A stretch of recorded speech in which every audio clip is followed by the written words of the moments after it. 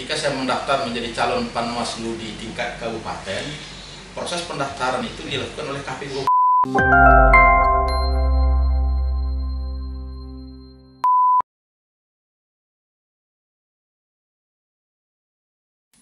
Assalamualaikum warahmatullahi wabarakatuh. Sahabat Bawaslu dimanapun berada, selamat datang di BOS Podcast, Bawaslu Ngobrol Santai. Hari ini kita menghadirkan Ketua Bawaslu Provinsi Sumatera Barat, Bapak Surya Fitrimen, yang biasa dipanggil Pak Men. Pak Men sudah dari 2009 terjun dalam pengawasan pemilu maupun pemilihan ya Pak ya di Sumatera Barat. Memang beliau ini sudah pakar sekali dalam pengawasan, mulai dari kabupaten kota sampai ke provinsi, dan di provinsi pun sudah 2 periode ya Pak. Alhamdulillah.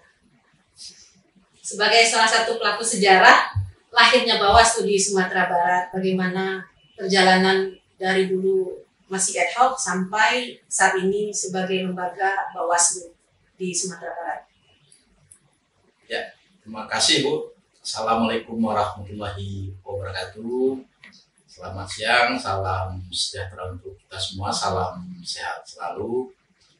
Merasa bangga saya ditanya terkait dengan pelaku sejarah terkait dengan kehadiran Bawaslu Provinsi di Sumatera Barat yang sebelumnya pengawas pemilu sebelum Undang-Undang 15 tahun 2011 lahir, merupakan jajaran yang ad hoc di provinsi dan kabupaten kota sesuai dengan Undang-Undang 22 tahun 2007. Sesuai dengan pengalaman saya, kata Ibu tadi, saya sudah memiliki pengalaman sebagai pengawas pemilu sejak tahun 2009. Tepatnya sejak 2008. Saya dilantik menjadi Panwaslu Kabupaten Agam pada waktu itu di bulan Desember tahun 2008.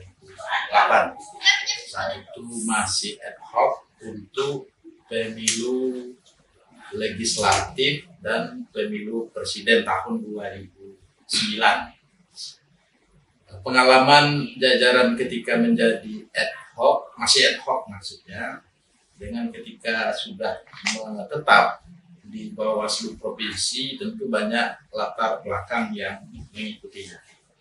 Salah satu menurut saya alasan kenapa Bawaslu di tingkat provinsi menurut Undang-Undang Nomor 15 tahun 2011 itu permanen adalah implikasi dari putusan Mahkamah Konstitusi nomor 10 PUU 8 Romawi tahun 2010 terkait uji materi Undang-Undang Nomor 22 tahun 2007 yang saat itu diajukan oleh Bawaslu Republik Indonesia, Bapak Nur Hidayat Sabini dan kawan-kawan, terkait dengan proses pembentukan jajaran Panwaslu Provinsi dan Panwaslu Kabupaten pada waktu itu, karena di Undang-Undang Nomor 22 tahun 2007 tersebut Bawaslu di tingkat nasional, kemudian Panwaslu Provinsi dan Panwaslu Kabupaten Kota, proses pembentukannya itu melewati salah satu bagian yang prosesnya itu dilakukan oleh KPU. Jadi sebagai contoh, misalnya saya di Kabupaten Agam pada waktu itu, ketika saya mendaftar menjadi calon Panwaslu di tingkat kabupaten, proses pendaftaran itu dilakukan oleh KPU Kabupaten Agam.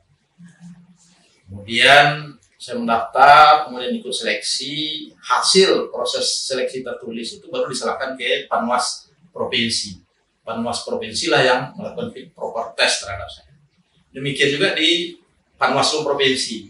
Jadi Panwaslu Provinsi sesuai Undang-Undang Nomor 22 tahun 2007 tersebut, proses pembentukannya diawali dengan calon yang akan menjadi Panwaslu Provinsi itu mendaftar terlebih dahulu ke KPU Provinsi. Di proses administrasi, kemudian seleksi tertulis dilakukan oleh KPU Provinsi, hasil seleksi tertulis itu diserahkan ke Bawaslu RI yang melakukan fit proper test sebagai menentukan calon terpilih Panwas Provinsi pada waktu itu 2009. Nah, berkaitan dengan hal itu, menjelang Pilkada tahun 2010, setelah berakhirnya masa tugas jajaran ad hoc untuk pengawasan pemilu 2009 tersebut, baik provinsi maupun kabupaten kota, tentu harus mengikuti prosedur sebagaimana yang saya uraikan tadi lagi. Jadi calon Panwas di provinsi dan Panwas di kabupaten kota untuk mengawasi Pilkada 2010 harus kembali mendaftar di KPU sesuai tingkatannya untuk menjadi jajaran ad hoc. Nah, berkaitan dengan hal itulah kemudian alasan kenapa Bawaslu RI yang digawangi dan dikomandoi oleh Bapak Nur Hidayat Sardini sebagai Ketua Bawaslu pada waktu itu mengajukan judicial review terhadap Undang-Undang Nomor 22 Tahun 2007 terkait sengketa kewenangan antar lembaga antara Bawaslu dan KPU. Seharusnya sesuai dengan uji materi Undang-Undang 22 Tahun 2007 tersebut, dalil yang dikemukakan oleh Bawaslu pembentukan jajaran pengawas di provinsi dan kabupaten kota itu semata-mata menjadi kewenangannya Bawaslu, karena itu menjadi bagian dari lembaga hierarkisnya Bawaslu. Bagaimana mungkin pengawas pemilu yang akan melakukan tugas mengawasi tahapan penyelenggaraan pemilu dan pada saat itu menjelang Pilkada 2010 akan mengawasi tahapan pemilihan kepala daerah tahun 2010, proses pembentukannya dilakukan oleh KPU, padahal KPU itu akan diawasi nanti oleh Panwaslu dalam pilkada tersebut. Dan kemudian singkat cerita, judicial review itu kemudian dikabulkan oleh Mahkamah Konstitusi dengan putusan nomor 10 garis miring PU 8 Romawi tahun 2010. Sehingganya proses pembentukan Panwaslu untuk pilkada tahun 2010 pada waktu itu diserahkan kepada Bawaslu. Dan hubungannya dengan Bawaslu Provinsi, kenapa lahir Bawaslu Provinsi di Undang-Undang Nomor 15 Tahun 2011 pasca Judicial Review Undang-Undang Nomor 22 Tahun 2007 tersebut? Karena implikasi dari putusan MK Nomor 11 Tahun 2010 tersebut, salah satunya adalah terbentuknya Bawaslu di tingkat provinsi yang bersifat tetap dan dibentuknya lembaga Dewan Kehormatan Penyelenggara Pemilu. Nah, kenapa saya mengetahui ada implikasi dari putusan MK tersebut? Karena saya melakukan penelitian, tesis saya adalah putusan MK Nomor 11 PU 8 Romawi tahun 2010 tersebut yang berimplikasi Bawaslu di tingkat provinsi itu bersifat tetap pada waktu itu. Dan kemudian jajaran Panwas ad hoc yang sudah dilantik oleh Bawaslu tanpa melalui proses yang dilakukan oleh KPU pada waktu itu untuk Pilkada 2010 dinyatakan sah untuk mengawasi Pilkada tahun 2010 tanpa proses sesuai dengan Undang-Undang Nomor 22 Tahun 2007 tersebut di KPU. Makanya kemudian pasca putusan MK tersebut lahirlah Undang-Undang Nomor 15 Tahun 2011 yang menyatakan Bawaslu di tingkat provinsi itu permanen. Dan saya adalah pelaku sejarah Bawaslu Provinsi yang pertama di Sumatera Barat yang dilantik pada tanggal 19 September tahun 2012. Kenapa saya tahu? 2012-2017 dilantik ya, periode 2012 sampai 2017. Dan kelahiran kami Bawaslu Provinsi Sumatera Barat itu tentu juga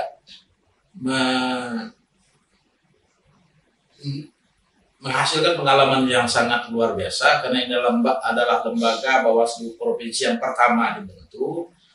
Belum ada sekretariat, belum ada fasilitas perkantoran. Jadi pasca dilantik di Jakarta, sehingga saya waktu itu kami langsung mengikuti pelatihan, bimbingan teknis, kemudian dibekali SK, kembali ke daerah, koordinasi dengan pemerintah daerah. Bertiga, Bu Elianti yang pada waktu itu kami pilih sebagai Ketua Bawaslu Provinsi Sumatera Barat periode 2012 sampai 2017, kemudian Ibu Erma Depa dan saya sendiri.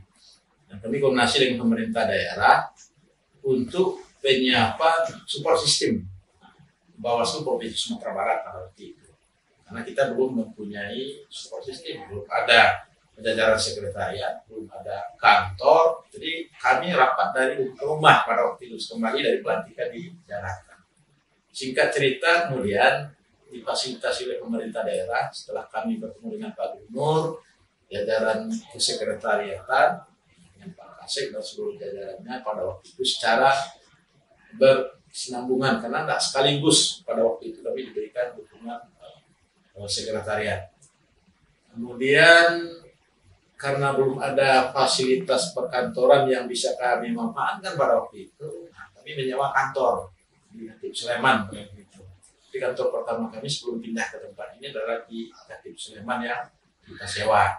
Dan di sanalah proses pertama kami membentuk Panwas di Kabupaten Kota untuk pemilu tahun 2014.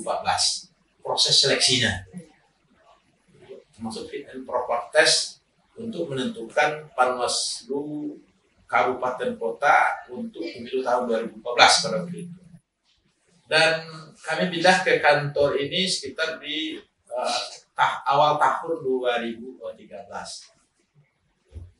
Dan dari kantor inilah Bawaslu Provinsi Sumatera Barat kemudian mulai, setelah sebelumnya di kantor yang kita sewa di Katip Sleman, dan setelah kami pindah ke sinilah seluruh struktur ini terisi, kemudian jajaran kita lengkapi karena di sana kan masih belum lengkap. Menurut Bapak, apa sih arti sekretariat di mata Bapak? Bisa disampaikan dalam 3 kata saja Pak, dideskripsikan. Wah, jangankan 3 kata, 2 kata saja bisa saya sampaikan. Bisa Pak. Apakah harus 3 kata atau 2 kata? 3 kata dong Pak. Jadi saya korting 1 kata. Oh. Sekretariat itu menurut saya adalah support system. Boleh dijelaskan Pak? Misalnya lebih ini supaya sahabat Bawaslu yang lain juga mengerti support sistemnya seperti apa sehingga. Jadi sekretariat itu menurut saya bagian yang tidak terpisahkan dengan Bawaslu provinsi ini. Kenapa tidak terpisahkan? Karena menurut saya itu tidak bisa dibedakan antara sekretariat dengan komisioner, walaupun kamarnya ada 2 lah. Dalam prakteknya kan nampak, oh ini sekretariat, ini komisioner, kan seperti itu. Tapi menurut saya sekretariat itu tempat berkumpulnya kita semua, ada komisioner, ada staf-stafnya di sana, termasuk dengan pejabat struktural yang ada, yang tujuannya adalah mengelola lembaga ini untuk melakukan dan menjalankan tupoksinya sebagai undang-undang tadi. Support system. Support system siapa? Bukan hanya support system buat komisionernya, support system terhadap pelaksanaan tugas, kewenangan, dan kewajiban yang diberikan oleh undang-undang terhadap lembaga ini. Ada 3 wacana yang mengemuka terkait pelaksanaan pemilu serentak 2024. Ya. Nah itu ada di tengah masyarakat, ada bulan Februari, ada juga yang menyatakan bulan Mei ataupun bulan April. Nah, menurut pengalaman Bapak sebagai salah seorang yang memang sudah lama berkecimpung di pengawasan, menurut Bapak yang idealnya itu bulan apa sih Pak pelaksanaan pemilu serentak itu, sehingga memang pekerjaan-pekerjaan tahapan yang dilakukan oleh KPU, kemudian pengawasan dilakukan oleh Bawaslu itu berjalan dengan lancar dan sesuai ketentuan. Jadi wacana yang mengemuka di publik terkait dengan pelaksanaan pemilu serentak 2024, apakah hari pemungutan suaranya nanti eleksi presiden di bulan Februari, April atau Mei, kan seperti itu. Nah, menurut saya, karena ini kan berdasarkan pengalaman saya, yang idealnya kapan dan kenapa? Jadi jawaban saya mungkin simpel saja di sini. Jadi karena ini adalah pengalaman saya sebagai anggota Bawaslu Provinsi Sumatera Barat, sesuai dengan pelaksanaan tahapan pemilu sebelumnya, karena kami adalah penyelenggara pelaksana peraturan perundang-undangan, yang paling idealnya apa? Ya kita laksanakan sesuai dengan apa yang sudah ditetapkan nanti tahapannya. Kenapa? Karena untuk menetapkan tahapan pemilu itu kan ada keputusan melalui peraturan KPU tentang tahapan dan jadwal pemilu tahun 2024. Nah tentu peraturan KPU terkait dengan tahapan pemilu tahun 2024 itu sudah melalui kajian mengukur pelaksanaan setiap tahapan, durasi waktunya sampai nanti di hari pemungutan suara, termasuk proses yang berlangsung pasca pemungutan suara. Ada perselisihan hasil nanti penanganan pelanggarannya masih dilaksanakan prosesnya. Nah, artinya idealnya ya ketika PKPU itu sudah ditetapkan sebagai pelaksana peraturan perundang-undangan, kita lakukan sesuai dengan itu. Nah, Bawaslu provinsi ini kan bukan politisi. Yang bisa menjelaskan itu nanti ya, politisi dalam proses-proses politik di Komisi 2 DPR RI antara KPU, Bawaslu, DKP dengan pemerintah dan DPR. Kemudian ketika tidak ada pemilihan atau pemilu, Pak, itu Bawaslu itu kerjanya apa sih, Pak? Karena banyak juga yang masyarakat ingin tahu kan sebenarnya Bawaslu ini selain tahapan ngapain aja sih kerja kita, Pak? Sejak 2008 sampai tahun 2020 kemarin setiap tahun kita ada pemilu dan pilkada. Tahapan selalu ada. Nah, lalu untuk yang pertama kalinya berdasarkan pengalaman saya tidak ada tahapan pemilu di tahun 2022 ini. Tapi nanti kalau sudah ditetapkan tahapan dan jadwal untuk pemilu tahun 2024, tentu sudah dimulai tahapannya juga di tahun 2022. Jadi setiap tahun itu rupanya ada tahapan pemilu ataupun pilkada. Dari pengalaman sebelumnya di Sumatera Barat. Kalaupun toh tidak ada tahapan pemilu ataupun pemilihan, apa yang kita lakukan? Tentunya sesuai dengan pengalaman sebelumnya, karena setelah pemilu ataupun pilkada itu kan kita melakukan evaluasi terhadap pelaksanaan tugas pengawasan pemilu ataupun pemilihan yang kita lakukan sebelumnya. Terhadap evaluasi itu kemudian tentu kita lakukan kajian dan analisanya. Apa yang bisa kita lakukan untuk pemilu dan pemilihan berikutnya menjadi lebih baik lagi berdasarkan evaluasi yang kita lakukan untuk pelaksanaan tugas pengawasan pemilu ataupun pemilihan sebelumnya, sehingga menghasilkan rekomendasi untuk memperkuat melalui support system tadi, jajaran pengawas pemilu tadi. Itu yang pertama.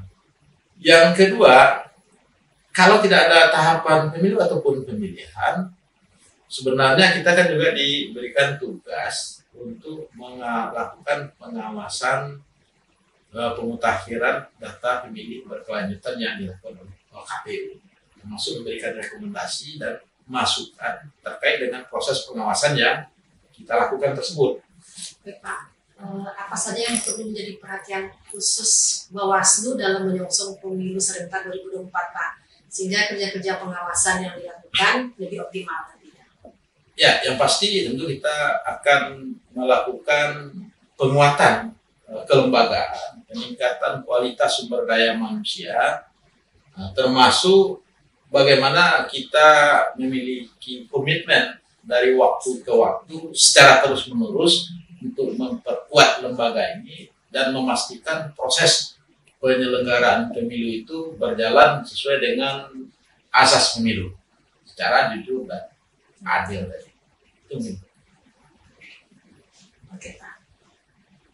Jadi saya sebagai Ketua Bawaslu Sumatera Barat menyampaikan terima kasih kepada Ibu Koordinator Divisi Hukum, Humas, Data dan Informasi beserta Ibu Kabak, kemudian Ibu fungsionalnya yang dengan setia mengawal kegiatan ini sampai selesai pada hari ini, dan sampai ketemu dalam podcast mendatang. Assalamualaikum warahmatullahi wabarakatuh.